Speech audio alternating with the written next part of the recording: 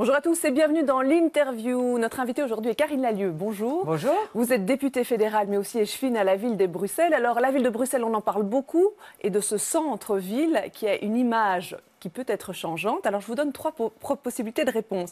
L'image actuelle du centre, c'est un piétonnier en devenir, c'est un lieu de rassemblement ou c'est un espace difficile à gérer?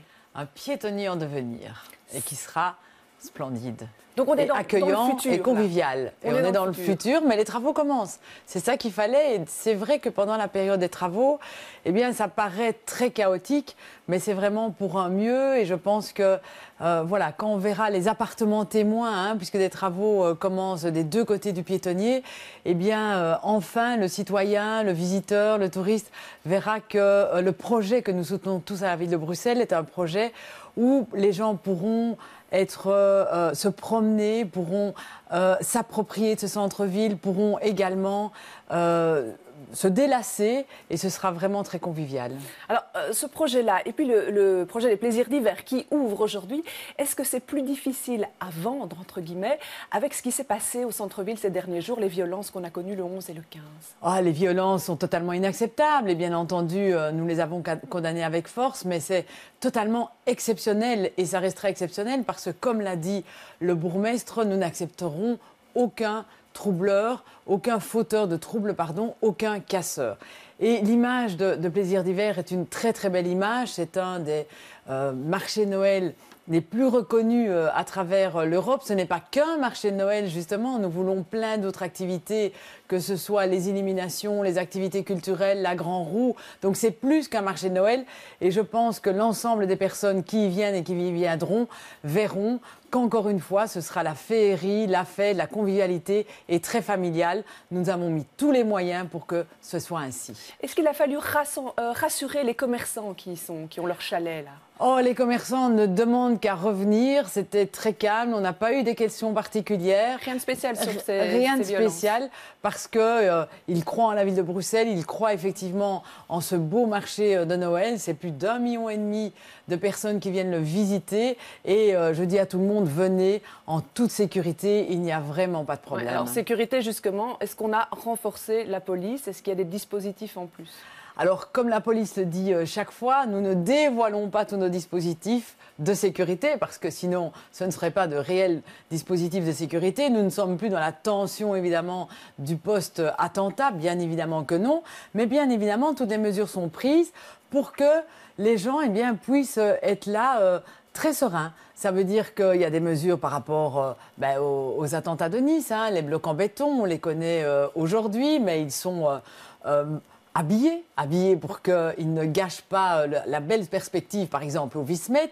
Il y a évidemment des agents de police, il y a des policiers en civil, mais il y a surtout tous nos gardiens de la paix de Bravo qui circulent. Il y a les stewards qui sont spécialement formés et qui sont engagés pour Plaisir d'hiver.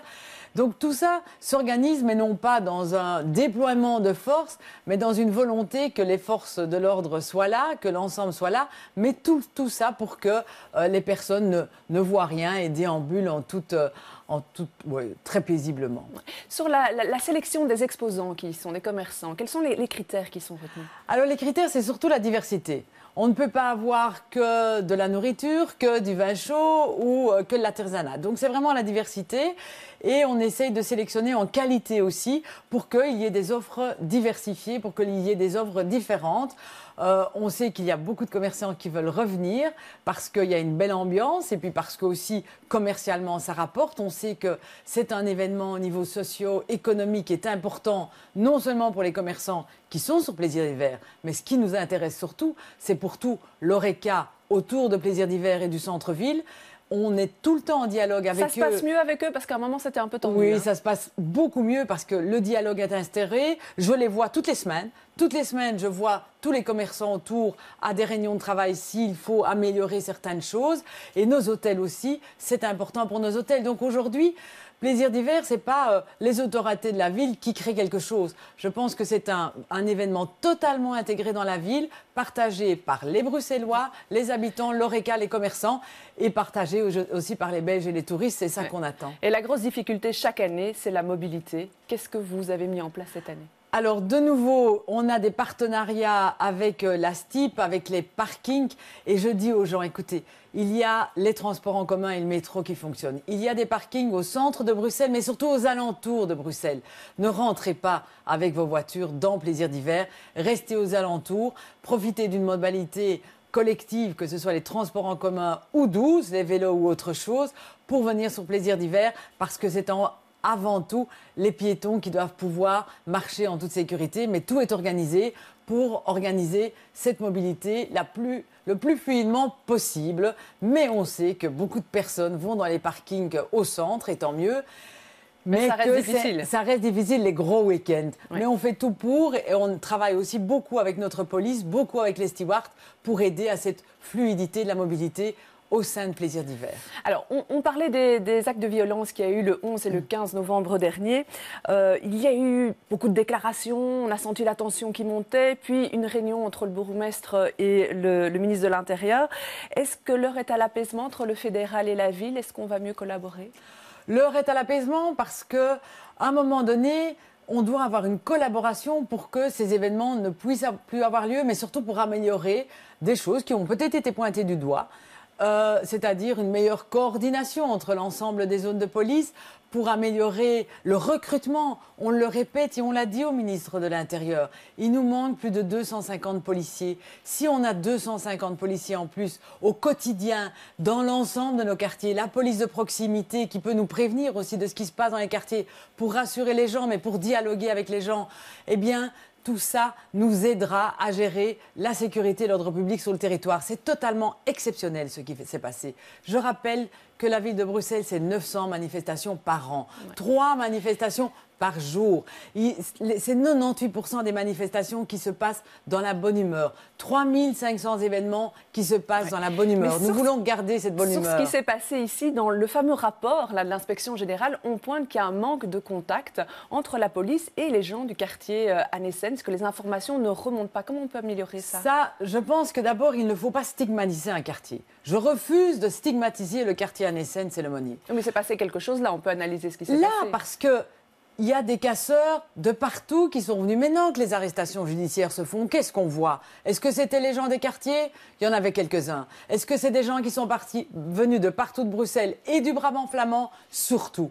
Donc ne stigmatisons pas là un quartier dans lequel on fait des efforts en matière d'infrastructure, mais aussi les personnes ne sont pas tous des casseurs. Je ne veux pas stigmatiser ni une communauté ni un quartier. Ce n'est pas ces gens-là qui ont cassé leur quartier. Ces gens-là sont les premières victimes, bien évidemment. Et donc, mais ce n'est pas les stigmatiser de constater qu'il y a un manque de contact entre la police et la population. Il n'y a pas un manque de contact. Si on avait plus de policiers de proximité, nos 250 policiers, on veut les mettre où, vous pensez? Mais dans nos quartiers. C'est ça que les gens demandent. Du bleu dans les rues pour l'ordre public, mais aussi pour le dialogue. Et nous avons aussi, bravo, nos stewards qui sont dans les rues au quotidien. Donc l'information, on peut faire mieux, on doit faire mieux, mais nous demandons ces renforts, nous demandons des recrutements. Sur l'idée d'une police métropolitaine qui était lancée par Patrick Deloyle, Open VLD, donc qui serait sous l'ordre du ministre-président régional, qu'est-ce que vous en pensez au PS? Mais aujourd'hui, avec la 6e réforme de l'État, le ministre-président a des pouvoirs en matière de sécurité, notamment de la coordination et l'observatoire, notamment de la sécurité. Eh bien, qu'on renforce cette coordination, que Rudy Vervoort s'investit vraiment dans cette tâche-là. Je crois qu'il va réunir tous les bourgmestres. Mais encore une fois, maintenons les zones, n'inventons pas des nouvelles structures, des nouveaux systèmes. Ce qu'il nous faut, ce sont des policiers. Et quand les policiers arrêtent des fauteurs de troubles ou d'autres délinquants, que la justice puisse suivre. Voilà ce qu'on demande. Mais on demande aussi beaucoup de prévention. Et là, la ville de Bruxelles investit énormément dans la prévention. Et puis tous ces quartiers demandent aussi de la sérénité, demandent aussi de l'emploi pour leurs jeunes. Et donc il faut aussi travailler sur aussi parfois des causes sociales, ce qui ne justifie pas les casseurs. Mais encore une fois, ce ne sont pas les jeunes d'Anne-Essens qui ont cassé Anne-Essens. Là, je pense qu'on a bien entendu ce que vous disiez sur ce point-là. Le centre d'accueil pour les réfugiés qui sont au parc Maximilien. Ce matin, Théo Franken disait sur les ondes de Bell RTL qu'il ne restait plus qu'une centaine de personnes contre 700 au mois d'août. Est-ce que ça vaut encore la peine d'ouvrir ce centre, que la ville va mettre à disposition un bâtiment Mais évidemment. Évidemment, donc on a loué le bâtiment, on va payer le gaz, l'eau et l'électricité, c'est notre accord et c'est les ONG qui vont gérer le bâtiment. Ces personnes, l'hiver est là. la pluie est là. Ces personnes ne doivent pas dormir dehors, ce sont des êtres humains et il est normal qu'ils aient un toit. Et si M. Franken dit qu'il n'y a plus que 100 personnes la nuit dans le parc Maximilien, c'est aussi parce qu'il y a une solidarité aujourd'hui des citoyens. Tous les citoyens ne sont pas des anti-immigrés, des anti-étrangers comme M. Franken. Beaucoup de citoyens marquent leur solidarité en accueillant ces migrants en transit chez eux et je les remercie vraiment pour le job qu'ils font. Mais la ville de Bruxelles fait aussi son job, c'est-à-dire qu'elle va évidemment mettre ce centre pour que ces gens aient un toit pendant tout l'hiver. Toujours pas de nouvelles de la région pour un coup de main pour ouvrir ce centre. Je rappelle que la ville de Bruxelles a fait cet effort, mais que la politique migratoire, ce n'est pas la politique régionale. Oui, c'est pas le job de la ville de Bruxelles non plus, mais ici la région se... Oui, mais ne renversons pas les responsabilités. La vraie responsabilité, où elle est au niveau fédéral, parce que c'est eux qui ont la politique migratoire. Et donc, le fédéral doit travailler dans ce sens-là. Nous le revendiquons, nous trouvons une solution. Maintenant, voilà, que les ONG puissent travailler dans la sérénité et que ces personnes, ces migrants en transit puissent avoir un toit pour la nuit. C'est ça qui nous importe aujourd'hui. Alors, il nous reste moins d'1 minute, mais je voudrais quand même parler de ce qui se passe au Théâtre des Tanneurs, qui a vu son contrat programme suspendu par la ministre de la Culture suite aux accusations de harcèlement sur le directeur. Est-ce que vous approuvez, vous, cette décision? Le Théâtre des Tanneurs est sur le territoire de la ville de Bruxelles et la ville subsidie aussi le théâtre. On donne un petit subside, mais il n'est pas sous l'autorité de l'échevine de la culture que je suis, donc je n'ai aucune autorité sur le directeur, ni sur le théâtre, ni sur le conseil d'administration.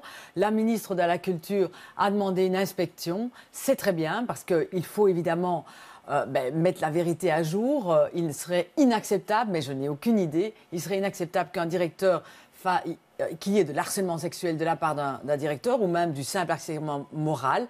Donc une enquête doit être faite et puis quand il y aura l'enquête, eh bien, la ville de Bruxelles tirera toutes les conclusions de ça. Encore une fois, je ne veux pas mettre en cause l'institution en elle-même parce que le théâtre fait du bon travail, il y a une équipe qui fait du bon travail, mais s'il y a des problèmes d'harcèlement, il faut que ce soit dit et il faut que les décisions soient prises. Bien, je vous remercie d'être venu sur ce plateau, je vous remercie de nous avoir suivis. Demain, dans l'émission Les Experts, eh bien, les experts, ce seront des expertes et elles recevront Bertha Mampaka et Simone Suskin. Bonne fin de journée à tous et bon week-end.